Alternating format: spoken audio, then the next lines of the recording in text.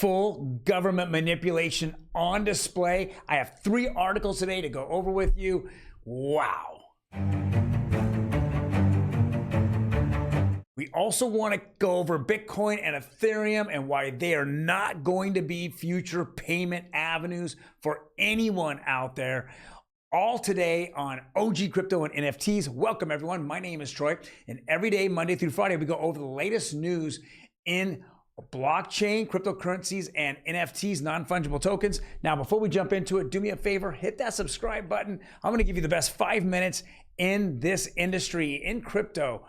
And I'm going to go reveal things out there as doing a lot of research to show you what is really happening and my crazy theories. Everyone wants to know a crazy theory, don't they? Boom, I'm going to give you my crazy theory. Let's jump right into it.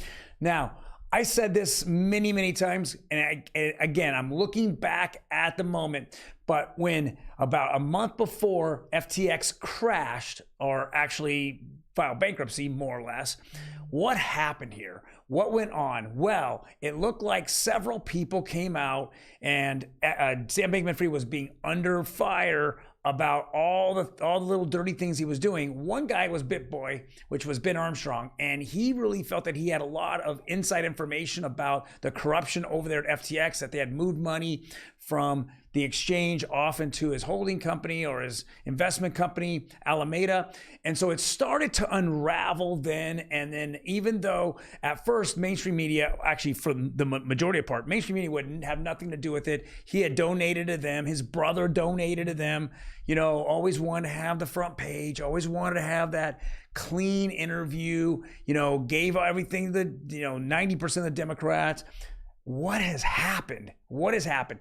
From that moment, it literally triggered 2 things that went on. Number one, the Biden administration flipped. Before they were pro crypto assets because of him, and because they were trying to get a bill through that was going to be very pro FTX exchange bill, which was offshore, which is a joke. And number 2, Gary Gensler at the SEC decided, hey, now I'm mad because my boy got caught on the blue team, and so now I'm going to throw sand in my little sandbox. Now, anyone that's been out there with Ripple and XRP, we already know that we've been in that lawsuit for years, so it really didn't have that effect on it, even though it kind of magnified it. But it didn't bring the industry together until that moment when FTX was just that bad of a person. Well, we continue to see the blue team wrap up and go after and attack crypto. They lost their little funding for the elections, right? For all their candidates. And so at least one avenue. So now they're going to attack. So this is Forbes. And this is a article, I think it's May 12th, it's today. It says, leak reveals secret Democratic plan for a game, changing US crypto crackdown that could hit the price of Bitcoin and Ethereum. What is their plan here? Their plan has been very clear from minute one, but it got really activated right there at the middle to end of November. What was it? I want to have Wall Street, United States Wall Street. We're talking about Stanley Morgan, JP Morgan, Stanley Morgan, JP Morgan, Blackstone, BlackRock. It doesn't matter. I want those guys to come in, and I want them to become the owners and custodians of as much Bitcoin or as much cryptocurrencies that are going to be the future as possible. So what do? I have to go and FUD it. I have to go and attack it. I have to go and sue it. I have to do all these things to crypto. And that's exactly what the Democrat Party is doing. They're the ones in power. Now, just as of late, since the elections, we saw the House kind of flip, and now we're seeing House Republicans go after Gary Gensler especially, but also Brad Sherman, who has just ridiculous sayings. We really feel, and in my heart of hearts, I really feel for the first time ever, it doesn't matter what type of investor it is, doesn't matter if it's retail or not. This is the first time we've had a chance to really invest in a disruptive technology. Way back when internet was around, back in 1995, there was no information. You had to go watch TV, CNN, CNBC, and all those would just give you, they would give you information. Jim Cramer, who was a big scammer back then, big scammer, got caught actually scamming people with his company. But those guys, would go out and tell you, oh, this is the hot ticket, that's the hot ticket. And guess what? They had their Wall Street buddies already in those companies, and they would just go out and get the word out, get it pumped up, get retail in, and then it would absolutely wreck us. We were the exit liquidity. That's how Wall Street made money. It's still how Wall Street makes money. Jamie Dimon over there got caught for manipulating the silver price. Just recently paid a $100 million fine. It's all about manipulation, and they continue to do it today. This is what we're going for. But anyone out there, do your own research. This is not financial advice, but do your own research. There are absolutely companies bigger and better than Google or Amazon or any Microsoft. They're out there. They're out there. They're going to disrupt the entire industry. Cryptocurrencies, AI, those are two of the huge, and CBDCs is going to change the finance world. It's going to change everything you do in life. It's going to have an effect. NFTs, you wait and see. But again, we continue to see one side of the aisle. They want to manipulate it so they can come in, scoop it up, and go on from there. Let's jump into the next article. This is from, and let me go. This is 801 XRP. This is a very, very good video, and this is Hester Peirce from the SEC. Now, she was one of those. If you know the SEC, when they decide to do any action, they have 5 governors, if I want to call it, and they all have to vote. So that's why they made 5. So you have a 3-2 vote. Well, she had made a point back in the day, she's been saying it for now years, that she voted against suing Ripple and XRP. It didn't make any sense, okay? But Jay Clayton and Bill Hinman pushed it, just needed one other person, which they got, and it was a 3-2 vote, and that's how they sued. This, my friends, is what Hester Peirce now, after years of being silent, she is now being vocal. This is what she says. It's about a minute. It's about a little less than 2 minutes. Please listen in. Clearly, there's uncertainty. People in good faith are trying to do securities analysis, and they're not understanding how to do it. That's a problem. So apart from clearly defining when is a security not a security and not pursuing people retrospectively, what are the other big gaps that you see in your regulatory framework? I mean, one that's been identified here is a lot of debate, and we had not very good on-office session on it recently, is about the definition of property, and there are some gaps in how you define property in the digital space. I wonder, what gaps do you see in America? Well, I think 2022 taught us a lot of lessons around the fact that crypto intermediaries have a lot of the same problems as non-crypto intermediaries. And I think, so one could argue, I think there's a lot the industry can do itself to put in some protections, to be more skeptical, to do much more introspection. But one could argue you should have a federal regulatory framework that covers the big crypto intermediaries. And I think that does probably require more legislation to decide who should be doing that regulation. I would argue that looking at tokens themselves as securities is often problematic. Sometimes a token carries with it an ownership interest in something, in which case it looks more like a traditional equity security, or it carries with it some stream of payments that may make it look like a security. Even if something is a token is sold as part of a securities offering, it's not clear to me that the token itself would be the security. And so check that out. This is so contradictory to Gary Gensler, and we know that for the last 2 years, she's been very, very quiet about it. In fact, to a point that when she did reveal that she voted against the lawsuit, that she wasn't vocal enough for the XRP army over the last 2 years, that she started taking a lot of crap. And because of that, that's where people lost respect for her, that she was just a house girl. That's all she was for Gary Gensler. Now, more recently, in the last 45 days, she's starting to come out and have her own opinion. I feel that it would be a natural progression in her career to become the SEC commissioner. But the only reason why she wasn't picked is because she is a Republican, and it was Joe Biden probably owing Gary Gensler all kinds because of him being the CFO of the I don't know, H. Clint campaign that went all right and went all bad. So, you know, that's where I think he was put in this position. Now, we all know that back at MIT, those 4 years when Trump was in charge, he had to go back to work, to a real job.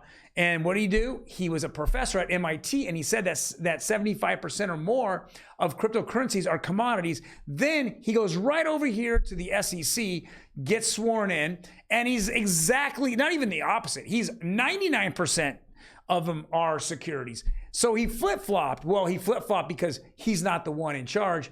He's just collecting the money, and his strings are being pulled by what I feel is a Democratic Party. And I think it's a financial sector such as Jamie Dimon and Morgan Stanley and JP Morgan. But it's very interesting what she says here, that she feels that these are not securities. There's no way to prove on this, especially today on the secondary market, that if I buy an XRP, one token, and I trade it for an NFT of a animal picture, that somehow is a security because I am thinking that Ripple is going to increase the price of it, and that's what I'm banking on that.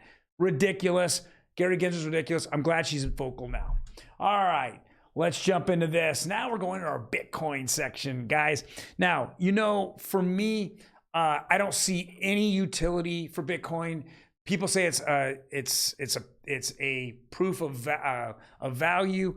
I mean, it's a mess, right? It's, you know, for me, it's not. It's just a speculative coin that came out first, and because of that, you have so many people. All these maxis are promoting it beyond belief, which then gets the media to promote it, you know, and from there they get notoriety. When it's all said and done, it's not a system in which you can transact on. But what I want to tell you about manipulation here by the government, here it is right here. The US government just sold 9.8 thousand or 9,800 Bitcoin worth 277 million, causing the price to plunge. So the government is causing the price, or the government's manipulating it. And what would stop all the people that knew that was happening from shorting Bitcoin? Very interesting. They didn't really announce it so much. They just did it. Now, we know that there was about 60,000 Bitcoin moved out of a huge wallet into another wallet, in which now this is the second sell this year that they've had. So it says, and this is where I'm just not a Bitcoin fan at all. It says they still own over 200,000 Bitcoin. If they decide to sell that, the price would be back under 10,000 in a heartbeat. You got to think that, you know, Mt. Gox has 160,000 Bitcoin. There's 200,000 here the US government says, you know, they have. But what about the wallets that China's holding? And if they wanted to drop the price, what would be the easiest way to go and crush this market? You go and tell Jamie Dimon or Chase or whoever you want to tell, and you tell them, I'm dumping 50,000 Bitcoin, which would plummet the price at probably $10,000 less than what it's at right now. You short it on the way down, all the way down, so you're making a ton of money there, right? And then what do? You start just grabbing it. You start collecting it all back up and let it go right back up to 27,000, 30,000. In fact, you start saying a lot of good things about it. And if you're the US government, why don't you have the ETF? Why don't you approve the ETF and go to 40 to 50,000? Guys, I think this might be a plan that might be playing out in the next 9 months. I literally think that when Mt. Gox hits, the US government goes in and they're just going to crush it, and they're going to leave all their Wall Street buddies come in and they're going to scoop as much of it up, and then you're going to probably see Gary Gensler ashamed and walk away, or you're going to see him go and say, well, I changed my mind again. I think I'm going to go ahead and sign off on the ETF, and we're going to see Bitcoin goes up to $60,000. And that's what I literally think. So they'll short it on the way down as they dump it, and then they'll long it on the way up as they do the ETF. Guys, that is my game plan. What is it? May 12th? That is what I feel the game plan is. And I think it's going to be more of a store of, it's going to be more value than it's going to be anything else. It will never be for payments. And this is the proof in the pudding. Look at the Bitcoin transaction fee. This is as of May 11th. It is almost $10 a transaction. So if I wanted to go and I wanted to send producer Emi $100 worth of Bitcoin on the Lightning Network, boom, I get a 10% tax. Holy shit. Well, yesterday, the day before that was $14. The day before that, it was $20. Guys, ever since the ordinals came on and they started trading NFTs, it just shows the inefficiency of this blockchain. There's so many transactions that are stuck that the miners are all taking all the high-end transactions. That means just like with Ethereum, which I'm really anti-Ethereum, if the block is so backed up, then they say, you'll see that little button on Ethereum saying, hey, if you want your transaction to go through, here, increase the amount of gas fees and you'll get it and you'll have a better chance. Same stuff. Would you ever put up with that? You're wiring, I don't know, $10,000, to your relatives in New York, and you're gonna say, oh well, it's gonna cost you $150, but it might not go through. But if you pay $500, then we're gonna go ahead and we're gonna just put you at the front of the list. You would never put up with that. It would be a revolt here in the United States. How are we putting up with this shit now? This is ridiculous. That's going on with Bitcoin and Ethereum. Same crap. Here you go. Let's go talk about it. Let's go talk about Ethereum first. Ethereum Mainnet was unable to fully finalize transactions for 25 minutes. Surprise, surprise. Was that Barney Fife and, 70 years ago? Ethereum is inefficient. It can't be. It can never be a form of payment. Sooner or later, all you out there are going to be done with it. When they throw on coins like Pepe on ERC20, that's so, all it did was clog the blockchain up, cause everyone's fees to go up to $40, $50. Why would you put up with that? There's so many cheaper ways. Polygon, XRP Ledger is pennies, if not less than pennies.